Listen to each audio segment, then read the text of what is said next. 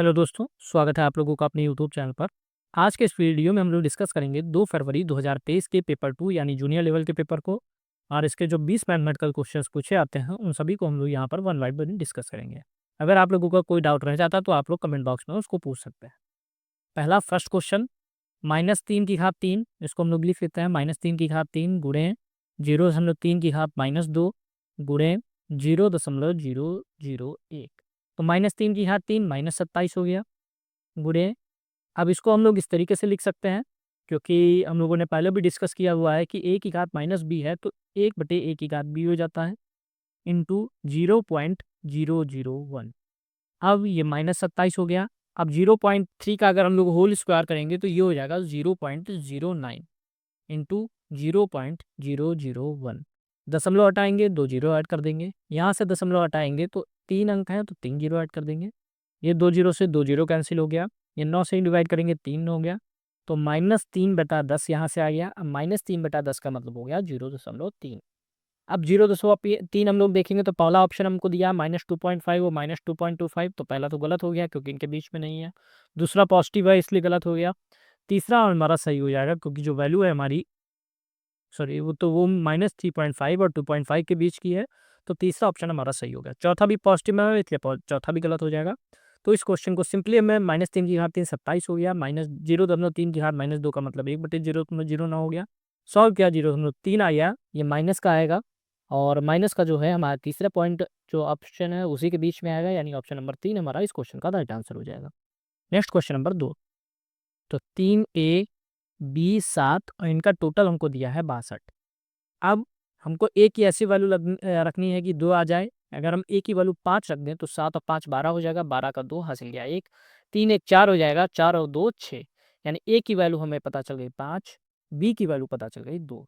अब कह रहा है ए बी के दोगुने का मान, तो ए बी लिख दिया यानी a की वैल्यू 5, b की 2। अब इसका दोगुना कर देंगे, 2 दूनी 4, 5 दूनी 10, यानी 104 इस क्वेश्चन का ऑप्शन नंबर 3 राइट आंसर हो जाएगा। तो सिंपली हम लोगों ने यहाँ पे वैल्यू को पुट किया, तो a की वैल्यू 5 हम लोगों ने रखी तो 7 5 12 हो गया, 12 का 2 हासिल गया 1, 3 1 4, बी की वैल्यू 2 हो गई, ए बी की वैल्यू 52 हो गई।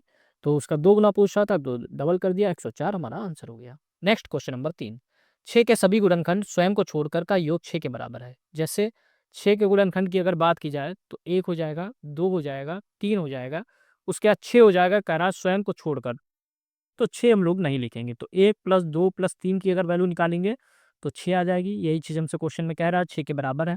निम्न में कौन सी संख्या इसी प्रकार के गुण को प्रदर्शित करती है? तो 27 का अगर हम लोग देखेंगे तो 1 हो जाएगा, 3 हो जाएगा और 9 हो जाएगा। तो 9 3 12 और 1 13 हो जाएगा। तो ये पहला तो गलत हो गया क्योंकि हमको लाना है संख्या के बराबर यानी 27 लाना है, तो 13 गलत हो गया। दूसरा 36 देखते हैं, तो 1 हो जाएगा 36 का गुणनखंड 2 3 4 6 9 12 और 18। 18 के बाद 36 होगा, 36 हमको नहीं लेना है तो इनको ऐड करेंगे तो 2 1 3 3 6 4 10 6 16 16 9 25 25 और 12 37 हो जाएगा, 37 और 8 43 और 10 53 हो जाएगा।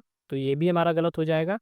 नेक्स्ट हम लोग देखते हैं 32 को, तो 1 2 4 8 16, तो 16 और 24 4 28, तो 30 और 1 31 हो जाएगा। तो ये भी हमारा गलत हो जाएगा। नेक्स्ट है 28, तो यही वाला सही हो जाएगा क्योंकि यही लास्ट ऑप्शन हमारा बचा है। इसको भी देख लेते हैं, 1 2 4 7 और 14, इसके गुणनखंड आ जाएंगे 1 2 4 7 14, 2 1 3 4 7 7 14 14 14 28, यानी ऑप्शन नंबर 4 हमारा सही हो जाएगा। जिस तरीके से 6 के गुणनखंड 1 2 3 जोड़ने पे 6 आ रहा था, उसी तरीके से हमको सबके गुणनखंड जोड़ने थे जिसमें सेम वैल्यू मिल जा रही थी, वही हमारा आंसर हो जाता। 28 के गुणनखंड करने पे जोड़ने पे हमें 28 मिल गया, ऑप्शन नंबर 4 हमारा सही हो जाएगा। नेक्स्ट है क्वेश्चन नंबर 4। एक वर्ग संख्या 6 से विभाज्य है, तब निम्न में किस कथन उस वर्ग संख्या के बारे में सदैव सत्य आवश्यक नहीं है? तो एक वर्ग संख्या 6 से है, करेक्ट उस वर्ग संख्या के बारे में। तो 6, तो 6 का अगर हम वो वर्ग निकालेंगे तो 6 का वर्ग हो जाएगा 36। अब कह रहा है वह संख्या 36 से विभाज्य है, तो पहला तो सही हो गया। दूसरा कह रहा है इसका वर्गमूल 6 से विभाज्य है, तो 36 का वर्गमूल 6 हो जाएगा। 6 से विभाज्य बिल्कुल सही हो गया। इसका वर्गमूल 3 से विभाज्य, 6 को अगर 3 से डिवाइड किया जाएगा 2 बार में हो जाएगा, ये भी बिल्कुल सही है। वह संख्या 24 से विभाज्य है, तो 36 को अगर 24 से डिवाइड करेंगे तो नहीं होगा, यानी चौथा ऑप्शन हमारा गलत हो जाएगा। यही हमसे पूछ रहा था। तो सिंपली हमको अगर दिया एक वर्ग संख्या 6 से विभाज्य, हमने संख्या मान ली 6 है। अब कह रहा उस वर्ग संख्या, तो वर्ग संख्या हमने निकाल ली 36 हो गई। अब चारों ऑप्शन को हम लोगों ने एक एक करके चेक कर लिया, चौथा ऑप्शन हमारा सही नहीं हो रहा, यानी चौथा ऑप्शन हमारा सही हो जाएगा। नेक्स्ट है निम्न में से कौन संख्या 3 और 4 दोनों से विभाज्य है। 4 से डिवाइड होने के लिए अंक लास्ट के जो 2 अंक हैं वो डिवाइड होना चाहिए। जैसे 16 4 से डिवाइड है तो संख्या 4 से डिवाइड हो सकती है। 16 ये भी 4 से डिवाइड हो सकती है। 13 नहीं होगी क्योंकि 13 में लास्ट में 4 से डिवाइड नहीं होगा। 78 तो 4 एकम 4 बचा 3 और 4 नेम 36, यानी ये भी 4 से डिवाइड नहीं होगा। तो हमारा पहला और दूसरा ऑप्शन में होगा। आप 3 से डिवाइड देखेंगे, 3 से डिवाइड के लिए अंकों का योग 3 से डिवाइड होना चाहिए। जैसे 7 एक 8, 8 एक 9, 9 6 15, 15 3 से डिवाइड हो, यानी ये संख्या भी 3 से और 4 दोनों से डिवाइड होगी। ऑप्शन नंबर फर्स्ट हमारा इस क्वेश्चन का आंसर हो जाएगा। ऐसे दूसरा अगर देखें 1 + 8 + 1 + 6, तो 8 एक 9, 9 एक 10, 10 से 16, 16 जो है 3 से पूरी पूरी डिवाइड नहीं होगी, यानी ऑप्शन 2 गलत हो जाएगा। फर्स्ट इसका सही आंसर हो जाएगा। 4 के लिए अंतिम के 2 अंक डिवाइड होना चाहिए 4 से, और 3 के लिए अंकों का योग 3 से डिवाइड होना चाहिए। नेक्स्ट, एक पटाखे बनाने की वाली कंपनी में केमिस्ट के पद पर नियुक्त होने के बाद मीनू को बताया गया कि एक विशिष्ट प्रकार के बारूद बनाने के लिए कार्बन, सल्फर और पोटेशियम की जो मात्रा है वो 3:2:1 के अनुपात में है। यदि 1.2 kg बारूद बनाया जाना है तो उसके लिए कितना सल्फर लेना होगा। हमारे ऑप्शन जो है वो ग्राम में है। तो सबसे पहले 1.2 kg को हम लोग बदल लेते हैं ग्राम में। तो किलोग्राम से ग्राम में बदलने के लिए 1000 से गुणा करते हैं, तो ये हो गया 1200 ग्राम। तो 1200 ग्राम उसके पास बारूद बनाया जाना है। अब कह रहा है सल्फर कितना लेना पड़ेगा। तो टोटल बनाना है 1200। अब सल्फर देखेंगे, सल्फर है सेकंड वाला, यानी 2 से मल्टीप्लाई कर देंगे। जब भी ऐसा क्वेश्चन आएगा जिसका भी पूछा जाएगा उसको ऊपर रखेंगे और बाकी सबको ऐड करके नीचे 3 2 5 और 1 6, 6 को नीचे, 6 दूनी 12, तो 200 हो गया, 2 दूनी 400, 400 ग्राम इस क्वेश्चन का राइट आंसर हो गया ऑप्शन नंबर 3। तो 1200 टोटल था। 1200 में 3 2 1 का अनुपात था, सल्फर कह रहा था, तो सल्फर को ऊपर रखा, बाकी सबको ऐड करके नीचे कर दिया, डिवाइड कर दिया, 400 ग्राम हमारा आंसर हो गया। नेक्स्ट क्वेश्चन नंबर 7, जब बाबू ने 2020 में निसान माइक्रा खरीदी तब उसका मूल्य 5 लाख था। प्रत्येक वर्ष उसके मूल्य में उस वर्ष के मूल्य से 4% की कमी हो जाती है, तो 2022 में उसका मूल्य क्या होगा। जब भी इस तरीके का क्वेश्चन होगा तो हम लोग चक्रवृद्धि मिश्रधन का फार्मूला लगाएंगे, जो होता है हमारा ए बराबर पी ब्रैकेट में 1 + r/100 की घात n। अब यहाँ पे कह रहा है कि प्रत्येक वर्ष उसके मूल्य में कमी हो रही है, तो ये प्लस की जगह पे हमारा हो जाएगा माइनस। तो अब इसी फार्मूले को हम लोग यूज करेंगे। मूल्य था 5 लाख, तो हमारा जो पी हो गया वो 5 लाख हो गया। अब कमी हो रही तो माइनस हो गया, आर हमारा 4 हो गया बटे 100, तो 100 में से 4 गया तो 96/100 हो गया। अब इधर हो गया 5 1 2 1 2 3, और यहाँ पे घात हमारी हो जाएगी क्योंकि कह रहा है 2 वर्ष के बाद प्रत्येक वर्ष उसके मूल्य में उस वर्ष के 4% की कमी हो जाती, तब 2022 में, क्योंकि 20 में था, 20 से 22 2 वर्ष हो गया तो घात 2 हो जाएगी। तो 96 गुणे 96 बटे 100 गुणे 100, तो 2 जीरो 2 जीरो यानी 4 जीरो कैंसिल हो जाएंगे, 1 2 3 4, तो ये हो जाएगा 50 गुणे 96 गुणे 96। अब इसको जब हम लोग मल्टीप्लाई करेंगे तो ये हम लोगों का आ जाएगा यहाँ पर 6 6 की मल्टीप्लाई 36 हो जाएगा। 36 बच्चे यहाँ पे करके देख लेते हैं, 96 96, 6 संग 36 और 9 4 54 3 27, 9 6 54 का 4 और 9 9 81 और 5 86, तो 6 7 4 11, 6 5 11 12, 8 1 9, तो 50 गुणे 92 16। अब 50 और 92 16 की हम लोग मल्टीप्लाई करेंगे तो ये हम लोगों का हो जाएगा 460800। तो इस क्वेश्चन का जो हमारा आंसर हो जाएगा ऑप्शन नंबर 2, 460800। तो सिंपली हम लोगों को क्या करना है कि पी हम लोगों को दिया है 5 लाख, आर हमको 4 दिया गया है, समय 2020 से 2022 2 हुआ। सारी वैल्यू को पुट करके हम लोगों ने सॉल्व किया, कैलकुलेट किया, तो 4,60,800 हम लोग आंसर आ गया option number 2। Next question number 8, एक 10 लीटर के मिक्सचर में केवल अम्ल और पानी है, यानी एसिड है और वाटर है। टोटल जो मात्रा है वो 10 लीटर है। इस मिश्रण में 60% अम्ल है, यानी जो 60% अम्ल है, तो बचा हुआ वाटर यानी 40 है। अब इस मिश्रण में 25% पानी चाहते हैं, तो इसमें कितना अम्ल मिलाना पड़ेगा। यानी 25% हम पहले तो हम लोग यहाँ पे निकाल लेते हैं। ये हमारा हो गया 60 40, यानी 0 से 0 कैंसिल हो गया, 3 से काटा, 2 से काटा, 2 तिया 6, 2 दूनी 4, तो पहले हमारा अनुपात था 3:2। अगर आप 25% पानी चाहते हैं, यानी 75% हमारा अम्ल हो जाएगा, तो 25 से कम 25, 25 तिया 75। अब हमको अनुपात चाहिए 3:1 का। अब क्वेश्चन में क्या कह रहा है, यदि हम इसे मिश्रण में 25% पानी चाहते हैं तो कितना अम्ल मिलाना पड़ेगा। यानी हमारा जो वाटर है वो सेम रहेगा, वाटर में हमें कोई भी एक्सचेंज नहीं करना है, केवल हम लोगों को पानी को मिलाना है। तो यहाँ पर हमारा वाटर 2 है, यहाँ पर 1 है, हमको बराबर करना पड़ेगा क्योंकि पानी में हमें कोई भी अंतर नहीं करना है। तो 2 से हम लोग इसमें मल्टीप्लाई कर देंगे, बराबर हो जाएगा। तो ये हो जाएगा 6:2। तो ऊपर हमारा 3:2, नीचे हो गया 6:2। अब हमारा अम्ल बढ़ा है +3 यूनिट, 3 से 6 हुआ है यानी +3 यूनिट हुआ। अब क्वेश्चन में के स्टार्टिंग में कह रहा था टोटल जो मात्रा है वो 10 लीटर है, यानी 3 और 2, 3 + 2 यानी टोटल हो गया 5, और इसकी मात्रा थी हमारी 10 लीटर के बराबर। तो एक की वैल्यू हो जाएगी 2 लीटर। तो जब हमें एक की वैल्यू 2 लीटर पता चल गई, अब दोनों के बीच में डिफरेंस है हमारा +3 का, यानी 3 लीटर हमें अम्ल डालना पड़ रहा है। तो 3, अगर एक की वैल्यू 2 लीटर है तो 3 की वैल्यू हो जाएगी 3 गुणे 2 लीटर, यानी 6 लीटर हमारा आंसर हो जाएगा ऑप्शन नंबर 3। सबसे पहले हमें 60-40 का अनुपात था, यानी 60% 40% था, हमें अनुपात निकाला, 3:2 हो गया। फिर 25 कर लेना है, यानी इधर बचेगा 75, तो हमारा अनुपात हो गया 3:1। लेकिन क्वेश्चन में हमसे कह रहा है कि अम्ल मिलाना है हमको, पानी नहीं मिलाना है, यानी पानी की मात्रा सेम होनी चाहिए। तो यहाँ पर 2 था, यहाँ पे 2 बनाने के लिए हम लोगों ने 2 से मल्टीप्लाई कर दिया, तो ये 6:2 हो गया। अब टोटल हमसे 10 लीटर कह रहा है, और 10 लीटर किसके बराबर था? 3:2 के बराबर था, यानी 3 × 2 = 5 बराबर हो गया हमारा 10, तो 1 बराबर हो गया 2 लीटर। अब 3 लीटर हमको अम्ल मिलाना पड़ रहा है 25% बनाने के लिए, तो 1 की वैल्यू 2 है, तो 3 की वैल्यू हो जाएगी 6 लीटर, ऑप्शन नंबर 3 हमारा आंसर हो जाएगा। Next question number 9, x + y/2 बराबर 1/4, y + z/2 बराबर 1/4 होगा, z + x/2 बराबर 1/4। तो x + y + z का मान निकालना है। तो ये एक इक्वेशन हो गई, ये दूसरी हो गई, ये तीसरी हो गई, तीनों को हम लोग यहाँ पे ऐड कर देंगे। तो x + y/2, यहाँ पर है y + z/2, y + z/2, यहाँ पर है z + x/2, z + x/2, यहाँ पर 1/4, 1/4, 1/4, तो 1/4 + 1/4 + 1/4, ये x, y, z यानी x + y + z हो गया। यहाँ से x/2 + y/2 + z/2 हो गया, बराबर हो गया 3/4।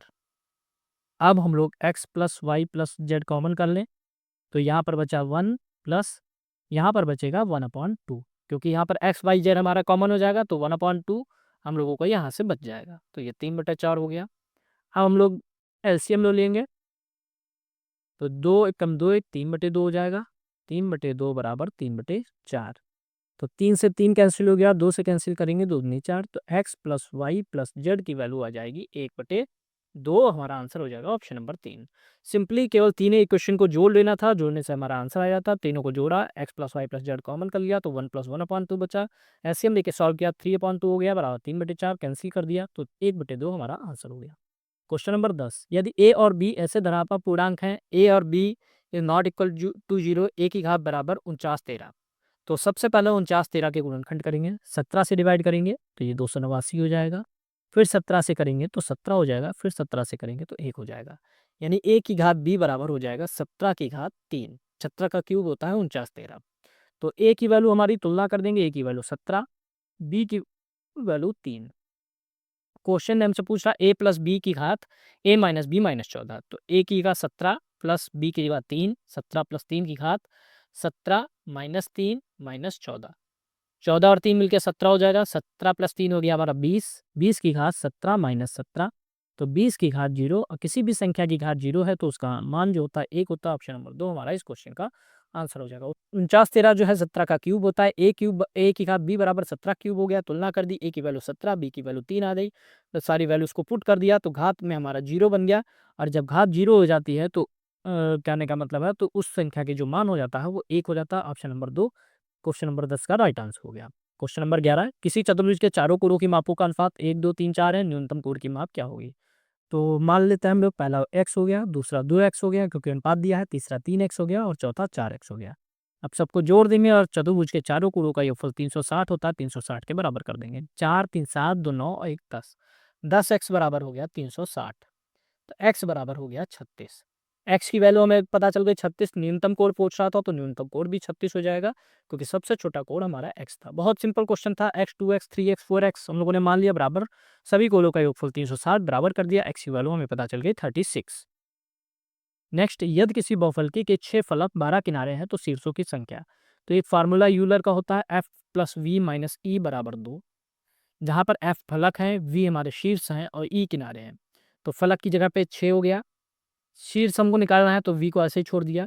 ई हमारे 12 है तो 12 बराबर 2। तो v 12 में से 6 गया 6 बराबर 2। तो v बराबर 6 प्लस 2, तो v की वैल्यू आ गई 8, यानी हमारा आंसर हो गया ऑप्शन नंबर 2। बहुत सिंपल, केवल आपको फार्मूला याद रखना है और लगभग हर पेपर में इस क्वेश्चन को रिपीट किया गया है। f plus V minus E बराबर 2 को आप लोगों को याद रखना है। Next question number 13। A B C D एक आयत है और ए सी की वैल्यू दी है, बी डी की वैल्यू दी है और तब 2x प्लस 9, यानी इस तरीके से हम लोग बनाएंगे। ये हमारा आयत हो गया, नाम दे देते हैं, ये ए हो गया, ये बी हो गया, ये सी हो गया, ये डी हो गया। अब ए सी की वैल्यू दी है यानी ये विकर्ण हो गया ए सी, बी डी की वैल्यू दी है यानी ये विकर्ण हो गया बी डी। अब 2x प्लस 3 ए सी की है और बी डी जो है 3x माइनस 5 है, दोनों विकर्ण है और आयत को जो विकर्ण है वो हम आपस में बराबर होते हैं, यानी ए सी जो है वो बी डी के बराबर होगा हमेशा। ए सी 2x प्लस 3 है, बी डी 3x माइनस 5 है। सॉल्व कर लेंगे, 5 को इधर ले आएंगे तो 3 प्लस 5 हो जाएगा बराबर 3x माइनस 2x हो जाएगा। 3x में से 2 गया, x गया, x बचा है, 5 3 8, यानी x की वैल्यू हो गई 8। अब पूछा है 2x प्लस 9 की वैल्यू, 2x प्लस 9, तो 2 गुणे 8 प्लस 9, 8 दूनी 16 प्लस 9, 16 और 9 को जोड़ देंगे तो 25, हमारा आंसर हो जाएगा ऑप्शन नंबर 3। बहुत आसान था, केवल ये विकर्ण थे और आयत के जो विकर्ण है वो एक दूसरे के बराबर होते हैं, लोगों ने बराबर कर दिया, x की वैल्यू आ गई। 2x प्लस 9 निकालना था, सिंपली हम लोगों ने इसको फाइंड आउट कर लिया। Next question number 14। त्रिभुज ए बी सी के कोरों कोर बी और कोर सी के समद्विभाजक बिंदु ओ पर प्रतिच्छेद करते हैं। यदि कोर बी ओ सी बराबर 105, तो लगभग त्रिभुज का जो चित्र हमारा बनेगा वो ऐसे बनेगा। इसको हम लोग नाम दे देते हैं ए बी सी। यहाँ बिंदु ओ पर प्रतिच्छेदित करते हैं तो इसको ओ बोल देते हैं। अब बी ओ सी यानी इस कोर का मान दिया है 105, तो ऐसा क्वेश्चन हम लोग पहले डिस्कस कर चुके हैं। जो कोर बी ओ सी होता है वो बराबर होता है 90 प्लस कोर बी ए सी का आधा है बी ए सी बटे 2। तो बी एस सी निकालने के लिए, स्कोर के मान को निकालने के लिए हमको बी ओ सी की वैल्यू हमें पता है 105 है, बराबर 90 प्लस कोड बी ए सी बटे 2। तो पक्षांतर कर लेंगे, 105 माइनस 90 हो जाएगा बराबर कोड बी ए सी बटे 2। तो 5 में से 0 गया 5, 10 में से 9 गया 1, 15 बराबर कोड बी ए सी बटे 2। तो 2 से गुणा कर देंगे, कोड बी ए सी की वैल्यू हमें पता चल जाएगी, 15 दूनी 30, यानी 30 डिग्री आंसर आ जाएगा ऑप्शन नंबर 2। बहुत आसान क्वेश्चन है, केवल इस फार्मूले को याद रखना है। जब भी कहेगा दो कोरों के कोर बी या कोर सी, जैसे यहाँ पे है, अगर इनका समद्विभाजक बिंदु ओ पर मिल रहे हैं तो इस कोर बी ओ सी जो है वो हमेशा 90 degree plus core 1/2 core B A C कर लें या कोर बी ए सी बटे 2 के बराबर होगा। तो इस तरीके से सॉल्व किया तो ऑप्शन नंबर 2 हमारा सही आंसर हो गया। Question number 15। इन x और यहाँ पे y होगा, x और y क्रमशः कोण 60 के संपूरक और पूरक कोण है, तो x प्लस वाई का मान। x और y क्रमशः कोण 60 के, यानी 60 का संपूरक जो है वो x है और पूरक जो है वो y है। तो संपूरक निकालने के लिए क्या करते हैं, दो कोण, जैसे कोई भी दो कोण है a और b है, तो इनका अगर योगफल 180 है तो संपूरक कोण होंगे।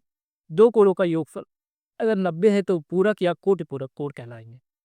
तो यहाँ पर संपूरक है, उसमें एक कोण 100 एक कोण जो है वो 60 के हैं, तो 180 में से घटा देंगे तो दूसरा कोण आ जाएगा। दूसरा कोण हो गया हमारा 120 और इसका जो हम लोगों को दिया है x दिया है। ऐसे y का जो 60 का पूरक कोण कर रहा है, तो पूरक कोण का योग 90 होता है, 90 में से 60 घटा देंगे तो 30 आ गया। ये हो गया y का मान। अब x प्लस वाई कह रहा है तो x प्लस यानी 120 और 30 को जोड़ देंगे 150 हो जाएगा। ऑप्शन नंबर 4 हमारा आंसर हो जाएगा। केवल याद रखना, समपूरक कोण का मतलब होता है दोनों कोणों, ऐसे दो कोण जिनका योगफल 180 हो, पूरक या कोटि पूरक कोण ऐसे दो कोण जिनका योगफल 90 हो। तो x की वैल्यू इस तरीके से हम लोगों ने 180 में से घटाई 60, तो 120 आ गया। और कोटि पूरक था या पूरक था तो 90 में से 60 घटाया तो 30 आ गया, दोनों को जोड़ दिया 150 हमारा आंसर हो गया। नेक्स्ट, लंबाइयाँ 12 और 25 सेंटीमीटर के विकर्ण वाले एक समचतुर्भुज का क्षेत्रफल क्या होगा। तो समचतुर्भुज का क्षेत्रफल जब कहेगा, समचतुर्भुज का क्षेत्रफल, तो समचतुर्भुज का क्षेत्रफल जो होता है 1/2 इंटू d1 इंटू d2, यानी d1 जो है वो हमारा विकर्ण है, d2 जो है वो दूसरा विकर्ण है। तो क्षेत्रफल हमको दिया है क्वेश्चन में, क्षेत्रफल हमको निकालना है। विकर्ण की लंबाई दी है 12 और 25, यानी 1/2 गुणे 12 गुणे 25। तो 2 से काट दिया, 2 छंग डाला, 6 गुणे 25 यानी 150 सेंटीमीटर स्क्वायर हमारा आंसर हो गया ऑप्शन नंबर फर्स्ट। बहुत केवल फार्मूला बेस्ड क्वेश्चन है, बहुत आसान है। समचतुर्भुज के क्षेत्रफल का फार्मूला होता है 1/2 गुणे विकर्णों का गुणनफल या 1/2 इंटू d1 इंटू d2। सारी वैल्यू को पुट किया, हमें आंसर मिल गया। Next question number 17। मोर एक समलंब है, MORE एक समलंब है जिसमें MO और RE समांतर भुजा है। MO 24 है, RE 18 है। इस समलंब का क्षेत्रफल 336 वर्ग इकाई है। MO और RE के बीच की दूरी क्या होगी? समलंब चतुर्भुज कुछ इस तरीके से बनता है। तो इसको अगर हम लोग नाम दे दें MORE, तो MO और RE जो है एक दूसरे के समांतर हैं। ये समांतर हो गई एक दूसरे के। MO की लंबाई 24 है, RE की लंबाई 18 है। ऊंचाई हमसे पूछी गई है, उनके बीच की दूरी यानी h हम लोग इसको मान लें, h हम लोगों से पूछा गया है। सो समलंब का जो एरिया होता है, क्षेत्रफल होता है 1/2 समांतर भुजाओं का योग। समांतर भुजाओं हमारी हो गई MO plus RE into height यानी h। एरिया है हमारा 336 बराबर 1/2। MO हो गया हमारा 24, RE हो गया हमारा 18 इंटू h। 34 8 32 42 हो गया। 1/2 गुणे 42 गुणे h बराबर 336। 7 से डिवाइड करेंगे, 7 छंग 42, इस 7 चक्कू 28 बचा 5, 7 8 56। फिर 6 से डिवाइड कर देंगे, 6 48। h बराबर हो जाएगा 8 गुणे 2। 8 गुणे 2 का मतलब हो गया 16 इकाई। तो इस क्वेश्चन का जो आंसर हो जाएगा हमारा ऑप्शन नंबर 3। केवल हमको एक फॉर्मूला याद रखना, समलंब चतुर्भुज का क्षेत्रफल 1/2 समांतर भुजाओं का योग गुणे ऊंचाई। समांतर भुजा हमें दी थी, ऊंचाई हमें निकालनी थी, क्षेत्रफल हमें दिया था, हम लोग कैलकुलेशन कर लिया, सिंप्लीफाई कर लिया। सिंप्लीफाई करने के बाद 16 इकाई हमारा इस क्वेश्चन का आंसर हो गया। Next question number 18। धनाभ के आकार के उपहार भाग को एक कागज में ढका जाता है जिसकी लागत 0.50 वर्ग इकाई सेंटीमीटर है, प्रति वर्ग सेंटीमीटर है। यानी इस बॉक्स की विमाएं 8, 3 और 5 हैं। यानी L दिया है 8, B दिया है 3 और H दिया है 5। तो कागज की लागत क्या होगी? तो जो हमको वो दिया है, लागत दी है वो प्रति वर्ग सेंटीमीटर, जो हमने 5 जीरो दिया है। तो सबसे पहले घनाभ का जो हमें वक्र प्रश्न निकालना होगा या संपूर्ण प्रश्न निकालना होगा। ये एरिया जिसको हम लोग कहते हैं, तो घनाभ का एरिया होगा 2 लंबाई गुणे चौड़ाई प्लस चौड़ाई गुणे ऊंचाई प्लस ऊंचाई गुणे लंबाई। ये घनाभ का एरिया हो गया। 2 लंबाई है 8, चौड़ाई है 3 प्लस फिर चौड़ाई गुणे 3 गुणे 5 प्लस h इंटू ऑल यानी 5 इंटू 8। सॉल्व कर लेंगे तो 2 8 या 24 प्लस 5 या 15 प्लस 8 पंचे 40। इनको जोड़ देंगे 24 15 39 और 40 79 हो जाएगा। 2 इंटू 79। तो 2 इंटू 79 हम लोगों को पता चल गया। अब कह रहा है कि इसको हम लोग यहाँ पे इसको कैलकुलेट नहीं करेंगे। यहाँ पे हमारा मात्रक हो जाएगा सेंटीमीटर स्क्वायर, यानी गुणा नहीं करेंगे। कह रहा है एक जो है वर्ग सेंटीमीटर का खर्चा 0.50 है या आधा रुपये हम लोग कह सकते हैं, क्योंकि 0.50 का मतलब हो जाता है आधा रुपये। तो 2 गुणे 79 का कितना हो जाएगा? 2 गुणे 79 गुणे 1/2 या 0.50 से गुणा करते तब भी वही बात थी, आधा था। सिंपल कब बनाने के लिए हम लोगों ने आधा करके 2 से 2 डिवाइड कर दिया। 79 रुपये हम लोगों का आंसर हो गया ऑप्शन नंबर 2। सबसे पहले एरिया निकाला हम लोगों ने। एरिया का formula 2 into LB plus BH plus HL। सारी वैल्यू को पुट किया, एरिया आ गया 2 इंटू 79 सेंटीमीटर स्क्वायर। सारी यहाँ पर हम लोगों को लागत दी थी 0.50 या आधा रुपये, तो याद आधे से गुणा कर दी तो 79 आ गया, यानी 79 रुपये हम लोगों का आंसर हो गया। नेक्स्ट क्वेश्चन हम लोग देखते हैं, क्वेश्चन नंबर 19। आरवी क्रम में व्यवस्थित श्रेणियां 11 12 14 18 x प्लस 2 22 22 25 और 61 का माध्यक 21 है, तब 3x प्लस 7 का मान निकालना है। तो जब भी माध्यक की बात कहेगा तो हम लोगों ने बात की थी कि अगर पदों की संख्या सम है तो अलग तरीके से निकलेगा, विषम है तो अलग तरीके से निकलेगा। सॉरी। तो यहाँ पर हम लोग काउंट कर लेते हैं। आरोही क्रम में पहले से लिखा है 1 2 3 4 5 6 7 8 9। पदों की संख्या हमारी विषम आ गई 9। तो जब विषम होती है तो माध्यिका का फॉर्मूला होता है n+1/2वां पद। तो n+1/2वां पद यानी n का वैल्यू 9 प्लस 1/2वां पद।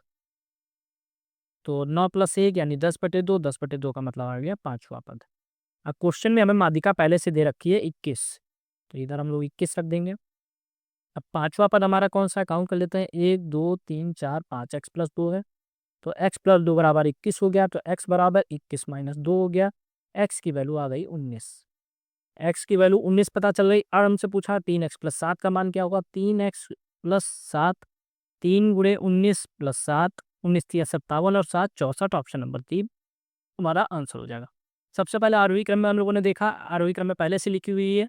पदों को गिना, 9 आया। 9 जब विषम हो गया तो फॉर्मूला लग +1/2वां पद, इसको हम लोगों ने लगाया तो 5वां पद यानी x प्लस 2 बराबर 21 हो गया। x की वैल्यू 19 आ गई।